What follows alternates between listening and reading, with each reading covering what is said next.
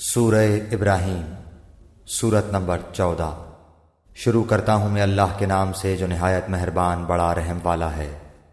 الف لام را، یہ عالیشان کتاب ہم نے آپ کی طرف اتاری ہے کہ آپ لوگوں کو اندھیروں سے اجالے کی طرف لائیں، ان کے پروردگار کے حکم سے زبردست اور تعریفوں والے اللہ کی طرف، جس اللہ کا ہے جو کچھ آسمانوں اور زمین میں ہے، اور کافروں کے لیے تو سخت عذاب کی خرابی ہے، جو آخرت کے مقابلے میں دنیاوی زندگی کو پسند رکھتے ہیں اور اللہ کی راہ سے روکتے ہیں اور اس میں ٹیڑھ پن پیدا کرنا چاہتے ہیں، یہی لوگ پرلے درجے کی گمراہی میں ہیں۔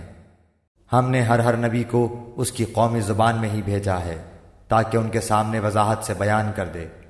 اب اللہ جسے چاہے گمراہ کر دے اور جسے چاہے راہ دکھا دے، وہ غلبہ اور حکمت والا ہے۔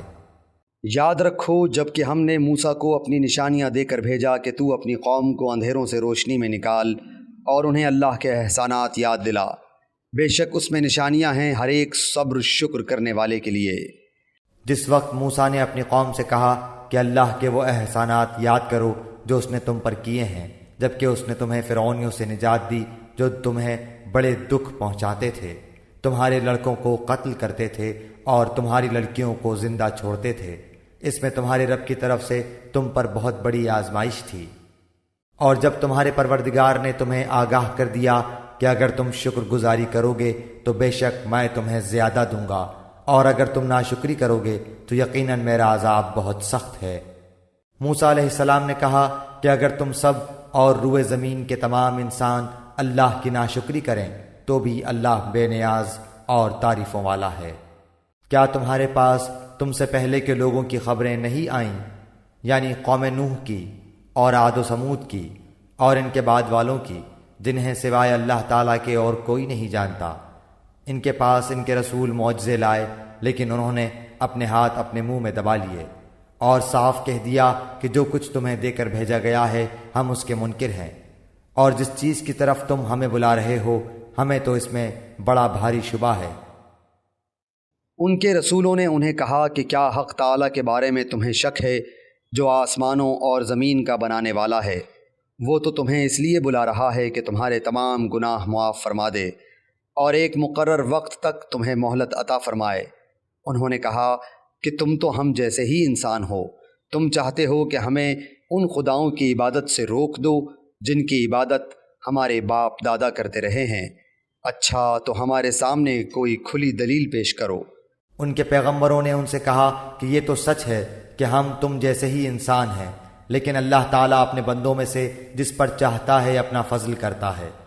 اللہ کے حکم کے بغیر ہماری مجال نہیں کہ ہم کوئی معجزہ تمہیں لا دکھائیں، اور ایمان والوں کو صرف اللہ تعالیٰ ہی پر بھروسہ رکھنا چاہیے۔ آخر کیا وجہ ہے کہ ہم اللہ تعالیٰ پر بھروسہ نہ رکھیں جبکہ اس نے ہمیں ہماری راہیں سجھائی ہیں؟ واللہ جو ایذائیں تم ہمیں دو گے ہم ان پر صبر ہی کریں گے۔ توکل کرنے والوں کو یہی لائق ہے کہ اللہ ہی پر توکل کریں۔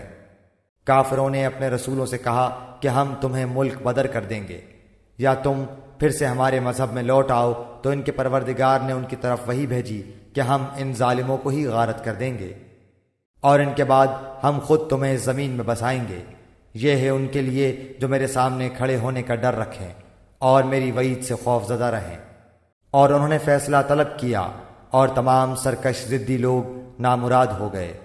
اس کے سامنے دوزخ ہے جہاں وہ پیپ کا پانی پلایا جائے گا، جسے بمشکل گھونٹ گھونٹ پیے گا، پھر بھی اسے گلے سے اتار نہ سکے گا، اور اسے ہر جگہ سے موت آتی دکھائی دے گی لیکن وہ مرنے والا نہیں، پھر اس کے پیچھے بھی سخت عذاب ہے۔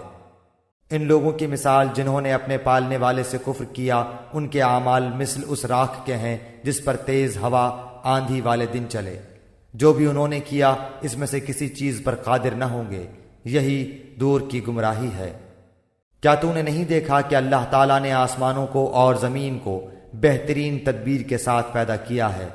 اگر وہ چاہے تو تم سب کو فنا کر دے اور نئی مخلوق لائے۔ اللہ پر یہ کام کچھ بھی مشکل نہیں۔ سب کے سب اللہ کے سامنے روبرو کھڑے ہوں گے۔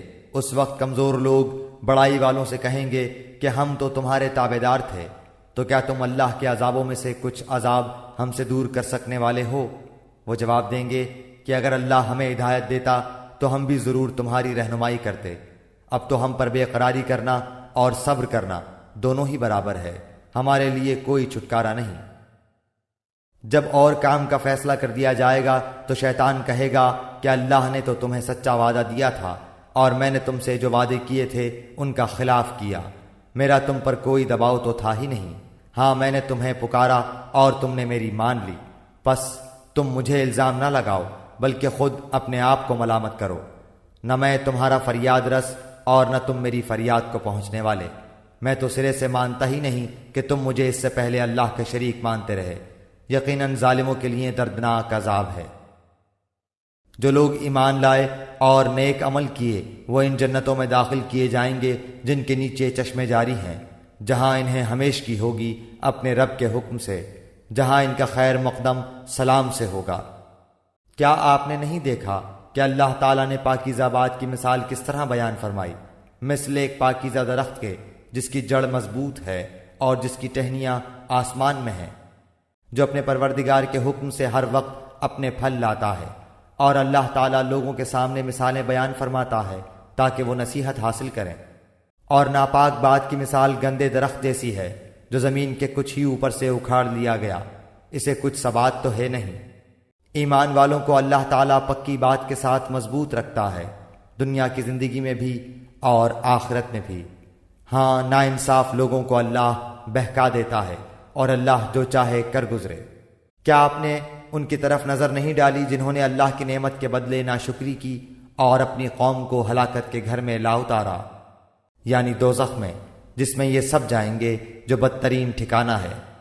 انہوں نے اللہ کے ہمسر بنا لیے کہ لوگوں کو اللہ کی راہ سے بہکائیں۔ آپ کہہ دیجئے کہ خیر مزے کر لو، تمہاری باز گشت تو آخر جہنم ہی ہے۔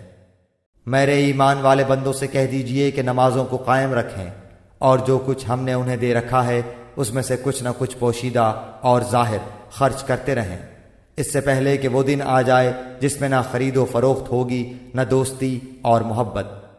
اللہ وہ ہے جس نے آسمانوں اور زمین کو پیدا کیا ہے اور آسمانوں سے بارش برسا کر اس کے ذریعے سے تمہاری روزی کے لیے پھل نکالے ہیں، اور کشتیوں کو تمہارے بس میں کر دیا ہے کہ دریاؤں میں اس کے حکم سے چلیں پھریں۔